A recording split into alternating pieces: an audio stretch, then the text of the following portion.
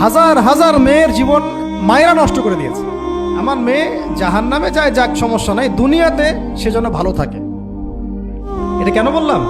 একটা সুদখোরের ঘরে তুলে দিতে সে দ্বিধাবোধ করতেছে না, একটা দুর্নীতিবাজের ঘরে তুলে দিতে দ্বিধাবোধ করতেছে না, একটা ঘুষখোরের ঘরে তুলতে দ্বিধাবোধ করতেছে না, একটা মানে কি বলবো মাদক সেবী, ড্রাগ এডিক্টেড বা এই যে আর কি বলবো ফাসেক, জালেম, এই ধরনের ঘরে উঠাই দিতেও সে দ্বিধাবোধ করছে না। পাঁচতলা বাড়ি চাই আমার মেয়ে পাঁচতলা বাড়ি থেকে সুখে থাকবে। এই যে সুখের ডেফিনেশন এখানে দিয়েছেন আপনারা।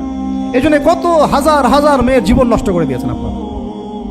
আমার কথা মাইন্ড করে না, হাজার হাজার মেয়ের জীবন মায়েরা নষ্ট করে দিয়েছে শুধুমাত্র মেয়েদের দুনিয়াবি সুখ এর সংজ্ঞাটা বুঝতে ভুল করার কারণে।